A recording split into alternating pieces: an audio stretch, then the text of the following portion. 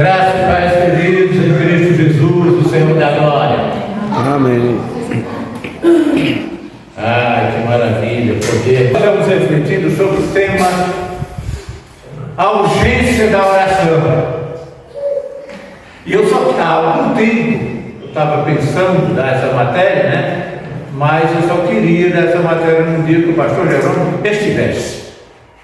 Tessalonicenses, a primeira carta que Paulo escreveu aos Tessalonicenses, 5:17. Você nem precisa abrir a Bíblia, porque lá é fácil de você saber o que está escrito num dos versículos menores do Novo Testamento, né?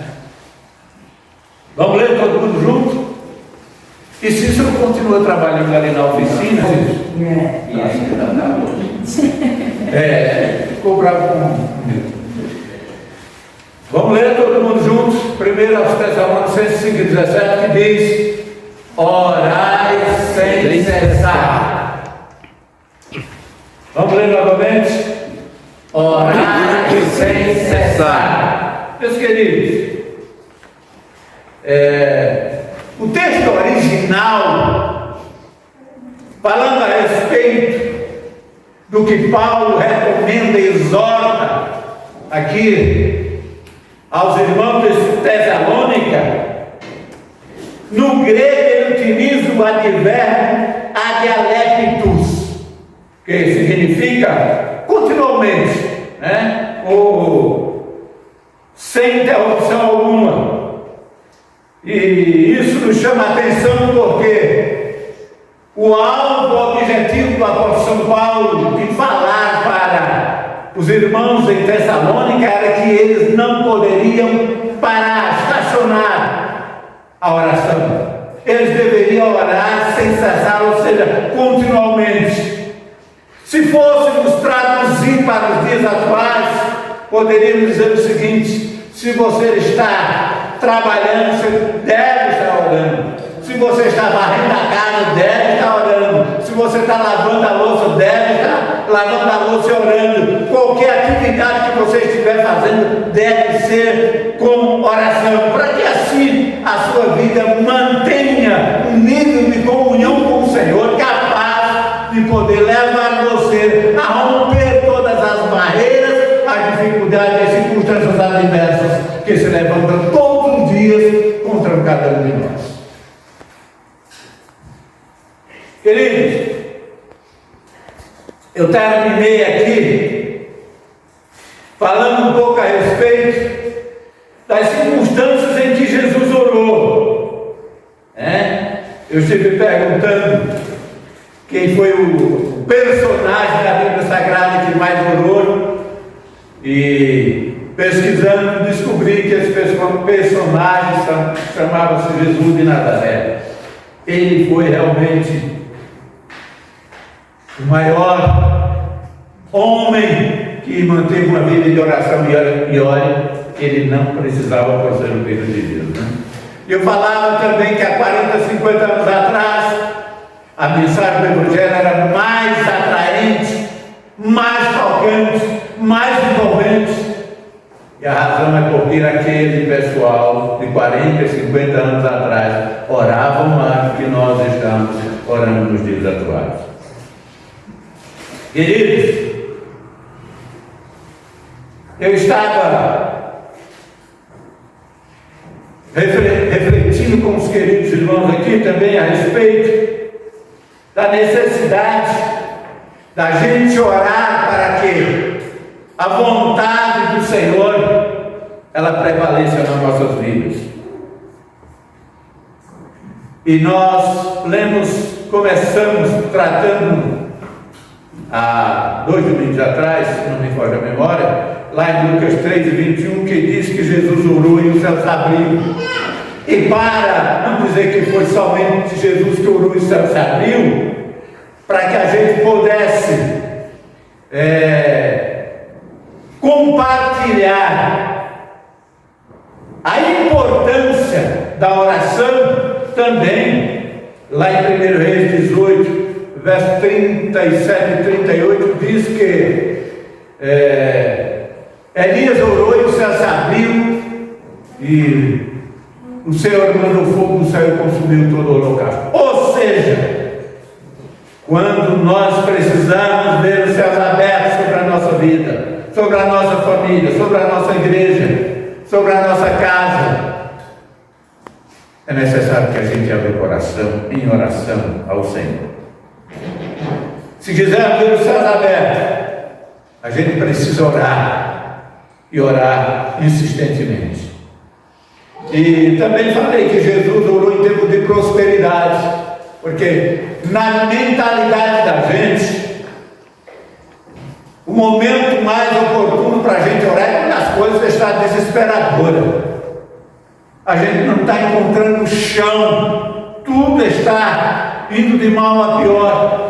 E aí parece que a gente tem que correr para os pés do Senhor, porque a situação é crítica, é grave. Mas não. Jesus orou em tempo de prosperidade. Isso está lá em Lucas capítulo 5, versos 15 e 16, para trazer a nossa memória de que a gente, em momento de prosperidade, em momento de bonança, em momento em que as coisas estão se ajustando muito bem, a gente precisa estar em oração, buscando a presença do Senhor, para que no momento da dificuldade possamos estar seguros diante dele. Também a gente precisa ter cuidado para não cair na tentação de que está tudo indo muito bem na família, nos negócios, então não precisa orar. É aí que a gente precisa estar de joelhos no chão, queridos. Meus queridos, e questionamos um pouco a respeito do tempo. Eu falei que nós temos tempo para tudo neste mundo, menos para orar, né? E me referi que a gente tem 5 minutos às vezes, com várias exceções, 5 minutos diários de oração. E em 16 horas, que eu calculo que a gente passa a acordar durante o dia, a gente reserva 5 minutos quando? Isso com algumas exceções, claro, né? Para orar ao Senhor. E eu questionei dizendo o seguinte: se em 16 horas que nós estamos acordados durante o dia inteiro e parte da noite, nós só temos 5 minutos para o Senhor Jesus, ao final do dia, o mundo material representa 200 vezes mais na vida da gente. Eu tenho muito medo disso. Confesso aos queridos, eu tenho muito, mas muito medo dessa situação. 200 vezes mais. Como é que nós vamos vencer as tentações? Como é que nós vamos manter uma vida equilibrada de comunhão com Deus, se durante o dia nós só temos 5 minutos para o Senhor Jesus, e no final dele, a influência do mundo material é 200 vezes maior do que o mundo espiritual? Eu tenho muito medo. Nos últimos tempos eu tenho refletido muito a respeito disso e me preocupado muito sobre isso. Por isso que eu disse aos irmãos aqui que o momento em que a gente é mais hipócrita nesta vida é quando estamos cantando.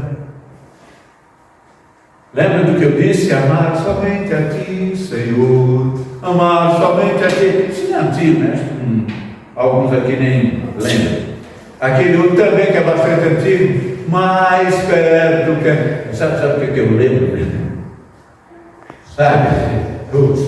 Eu lembro mais desse hino aqui que a gente cantava muito. Deus do livro agora. Em velório. Mais perto quero estar. E amar somente a Ti, conversa fiada, querido. Como é que eu quero amar somente ao Senhor? Como é que eu quero estar mais perto dele? Se em 16 horas durante o dia que eu estou acordado, eu tenho 5 minutos para ele, como? Eu não posso, em hipótese alguma, agir dessa maneira. A gente precisa ter muito cuidado, queridos. estar muito atentos para aquilo em que nós estamos realizando no dia a dia para podermos manter a nossa comunhão com o nosso Deus. Gente, eu quero partir para a urgência da oração, parte 2.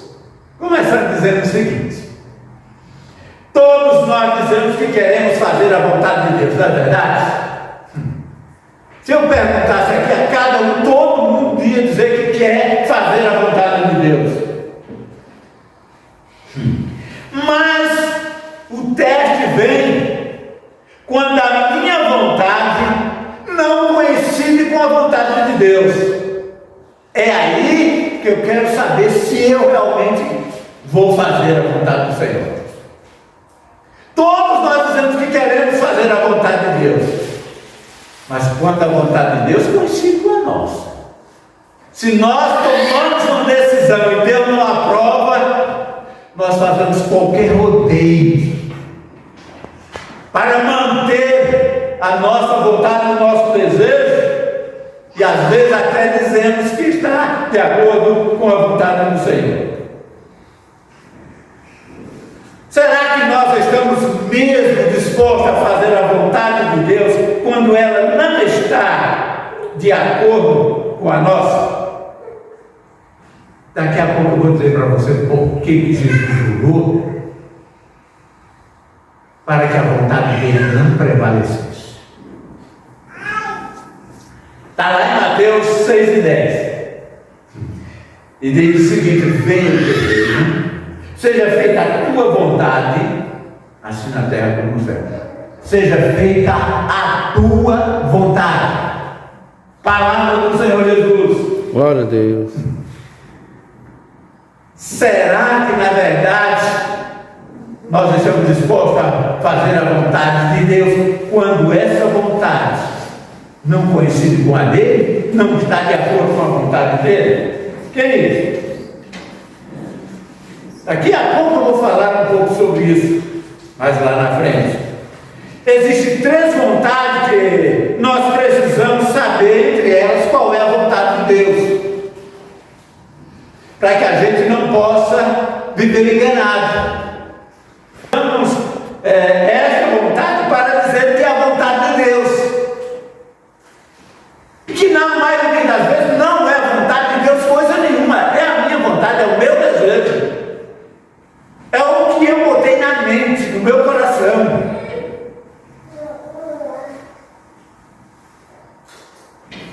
Os jovens gostam de fazer muito isso. Aqui nós temos poucos jovens, né? Mas os jovens gostam de fazer muito isso quando querem conquistar uma garota. Minha santa, você é o presente de Deus para a minha vida. O colega meu pastor era jovem no início aí do ministério, aí estava gostando muito de uma jovem, e ela chegou para ele e disse: meu querido, você é o maior presente de Deus para a minha vida. 15 dias depois ele percebeu, ele viu que ela estava saindo com outro. Que presente de Deus é esse? Que presente de Deus é esse, gente? Mas sabe o que acontece? Essa é a nossa vontade. E nós usamos o nome de Deus para dar autoridade àquilo que nós queremos. Né? Às vezes são pessoas que não têm, na verdade, maturidade, chega para o pastor e diz o seguinte: pastor, Deus está mandando eu ir para tal lugar. Quando Deus não está mandando coisa nenhuma, ele simplesmente, por falta de uma vida de oração, uma vida no altar do Senhor, uma vida equilibrada com a palavra de Deus, está simplesmente querendo que a sua vontade prevaleça.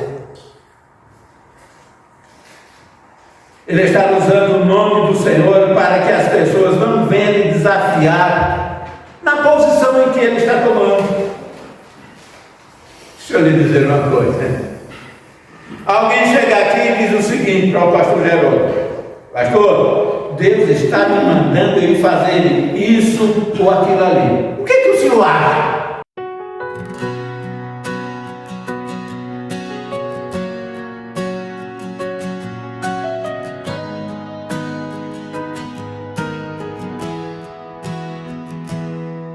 Se a tristeza querer me atacar, o Senhor vai me trazer a alegria.